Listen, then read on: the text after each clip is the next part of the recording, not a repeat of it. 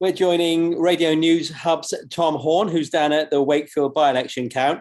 Good evening there, Tom. What's happening at the count? Good evening, Wayne. It's pretty quiet here at the moment. As you can see, quite a lot of people sitting around. There are ballots being counted, but I think from what I'm trying to gather it really, but it sounds like there's not too many coming in at the moment.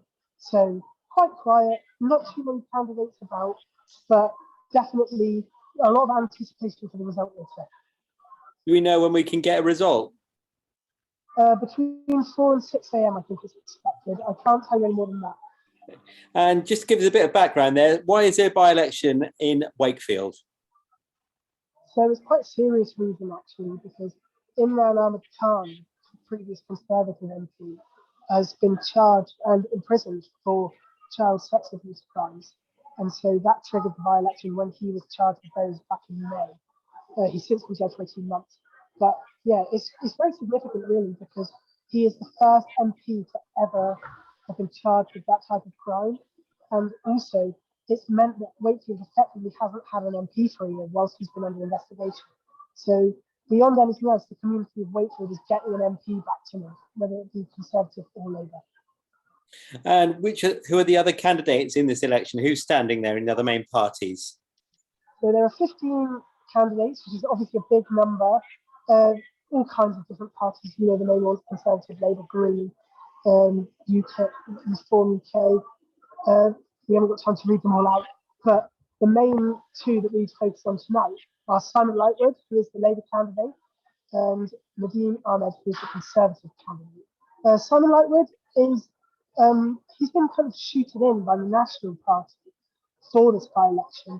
He says he's got links to Wakefield, but he's from South Shields, and that's caused quite a lot of controversy around here, and has really, I suppose, cast a shadow over his campaign, because it's when he was brought in and elected as a candidate, the local party walked out, and a lot of people have refused to campaign for him, as I understand it, which has obviously been very difficult for him.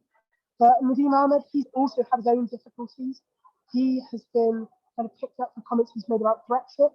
A lot of his campaign has been based on this idea of we need to get Brexit done, we need to make sure Brexit's working for people. But whilst he voted for Brexit, his comments have recently been unearthed that he made after the vote, in which he said that Brexit is built on lies. Ladies and gentlemen, the verification of ballot papers. Sorry, he's got an announcement going on there. On the short announcements, that's the number of ballot papers going forward to the counts and an overall turnout for the constituency. There we are, some breaking news. The full verification figures will be out from the spreadsheet that you'll be using and the boxes on the wall over here for agents and candidates to see. So all of the ballots have now been verified, and they're going to begin counting them now. That's what that announcement was saying. But yeah, Nadeem Ahmed, so he's been criticised over Brexit.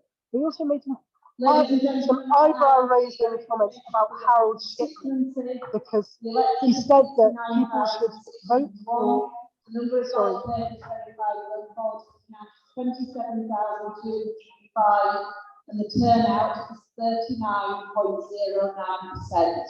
Okay, so that's interesting. The turnout here is 39%, and I think in the 2019 general election it's closer to 60, which, given the kind of big press around this by-election and how significant it is, that's quite significant, because that really shows that basically a lot of people haven't turned out here.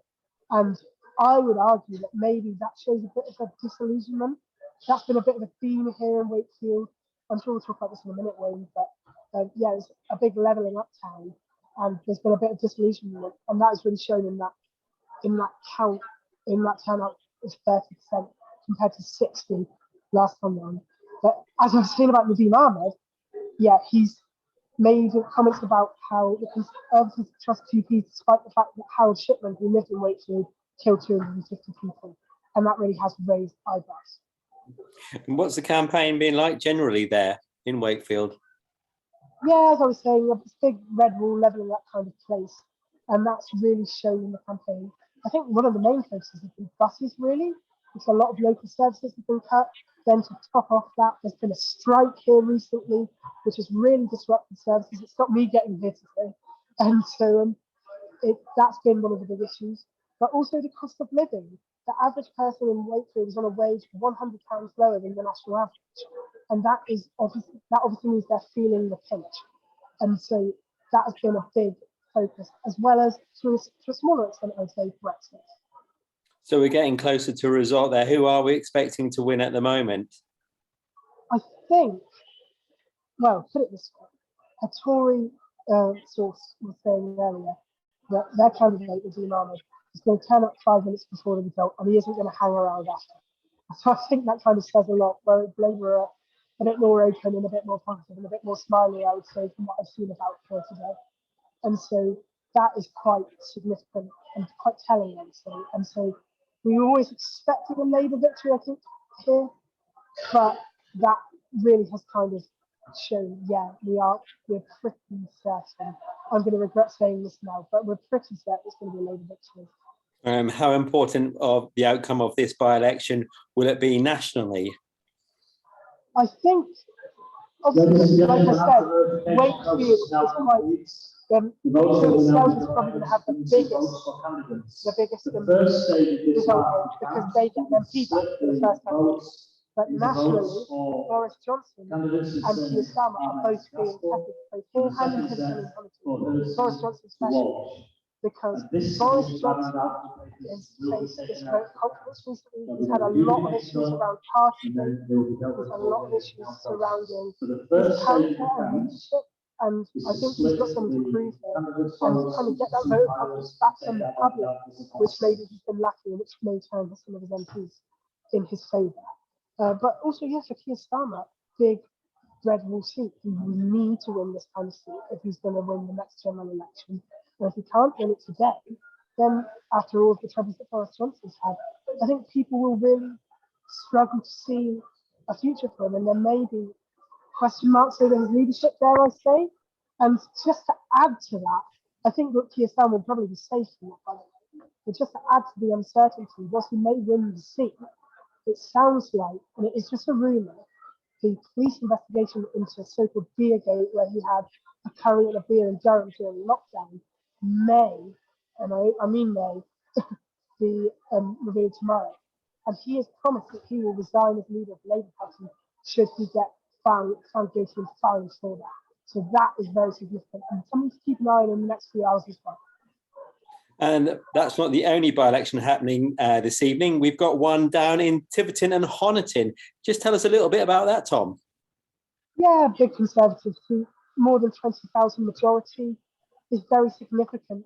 That again, because the MP Neil Parish had to resign his scandal after he was found looking at pornography in the chamber of the House of Commons twice.